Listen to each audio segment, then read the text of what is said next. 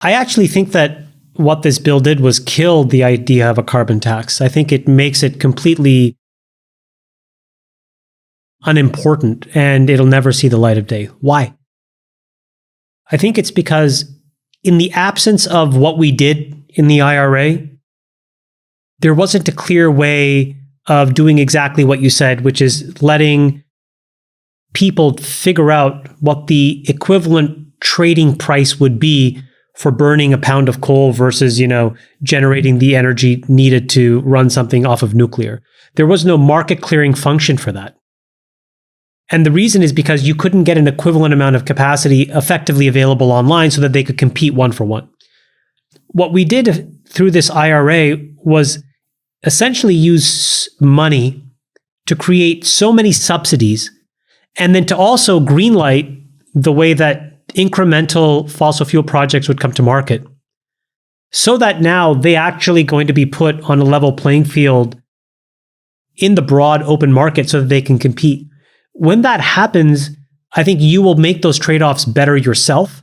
And as a result, I don't think that there will be a necessary offset mechanism that'll be required. Because this plan will still get us to about 40% of the way there where we want it to be by 2030, which is still a pretty decent leap forward. There is no plan that gets us to where we all need to be anyways. And I think that the appetite to go from this plan to where we need to be doesn't really exist. So I think that we're just going to have to kind of grit our teeth, get through the implementation of the IRA, and realize that this is the beginning of a probably 100+ year project. Nothing's going to get solved by 2050. Maybe you'll see something done by 2100. Probably not. It'll probably be a 2150, 2200 kind of an objective. And in that lens, I think like a whole bunch of business models got turned upside down. So I think carbon markets and carbon trading are not going to be the thing that we thought it was going to be.